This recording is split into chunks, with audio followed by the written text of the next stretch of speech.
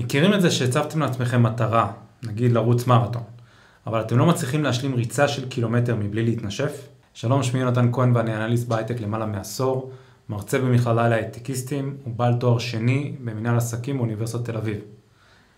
ג'יימס קליר בספרו הרגלים אטומיים אומר שלא צריך להסתכל על המטרה הסופית, אלא לעשות כל יום פעולה קטנה שתוביל לשיפור קטן של 1%, אשר לאורך זמן יצטבר לשיפור משמעותי. וזה פועל גם לכיוון השלילי. אם נעשה פעולה שלילית כל יום, זה יצטבר להרעה משמעותית לאורך זמן. או כמו שהוא רושם בספרו, הרגלים הם הריבית דריבית של עולם השיפור העצמי. הרגלים לא עושים שינוי ברמה היומית, אבל ההשפעה במשך חודשים או שנים יכולים להיות עצומים. הזמן מגדיל את הפער בין הצלחה לכישלון, הרגלים טובים יהפכו את זמנכם לבעל ברית, הרגלים גרועים יגרמו לו להפוך לאויב. עכשיו נגיד כבר התמדתם תקופה, אבל אתם עדיין לא רואים תוצאות ומתבאסים. הסיבה לכך היא שאתם מסתכלים על מה שאתם חושבים שצריך לקרות. אבל זה מה שקורה בפועל.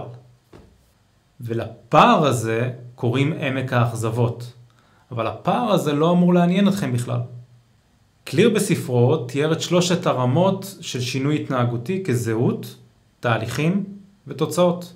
האנשים מתבאסים כי הם מכוונים להרגלים מבוססי תוצאות. אתה כבר חודש מתאמן כל יום, אבל עדיין לא מצליח לרוץ מרתון, אז אתה מתבאס. אבל אם תפתח הרגלים מבוססי זהות, אז התוצאה כבר לא תעניין אותך, כי הזהות שלך היא שאתה אדם רץ, ואתה רץ כל יום, כי זה מי שאתה, בלי קשר לתוצאה או המטרה שלשמה אתה רץ. בוא נגיד שאתם לא מצליחים להתמיד לרוץ כל יום, כי אתם חוזרים מעייפים מהעבודה.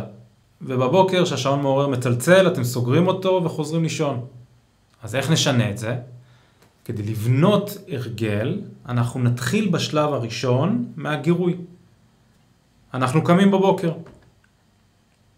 לאחר מכן יש את החשק, להיות ערניים. התגובה שלנו היא לשתות קפה. ואז התגמול שלנו היא שאנחנו ערניים. וככה חוזר על עצמו. אנחנו נרצה להטמיע הרגל טוב ולשבור הרגל רע. דבר ראשון, אנחנו צריכים שיהיה ברור. אנחנו נרצה להניח את הנעליים בבגדי הריצה ליד הדלת. אם הם יהיו מפוזרים בבית ובתוך הארונות, אז אנחנו עלולים לוותר על הריצה. צריך שהריצה תהיה אטרקטיבית. לכן אנחנו יכולים לשמוע תוך כדי הריצה את המוזיקה שאנחנו אוהבים. ולהגדיר לעצמנו שאנחנו נשמע את המוזיקה הזאת רק תוך כדי ריצה. אם לא נשמע מוזיקה, הריצה יכולה להיות מאוד משעממת. צריך להפוך את הריצה לקלה, על ידי כך שנצא לרוץ כאשר הטמפרטורות נמוכות מוקדם בבוקר. אם נרוץ בצהריים, בקיץ, אז הריצה תהפוך לקשה מאוד. בסוף צריך שזה יהיה מספק. נגיד אחרי הריצה אנחנו נלך להתקלח לפני העבודה. אבל במידה ולא רצנו, אז אנחנו לא נפנק את עצמנו במקלחת. ואנחנו נלך לעבודה פחות נקיים. אז מה ההרגל הקטן שאתה מתחיל מחר בבוקר? כתבו לי בתגובות, ואני אעזור לכם להפוך אותו לאוטומט. בפרק הבא אנחנו נגלה למה רוב האנשים עושים את כל הצעדים הנכונים, ועדיין נכשלים. כי הם לא התחילו עם השאלה הכי חשובה, למה? אל תפספסו.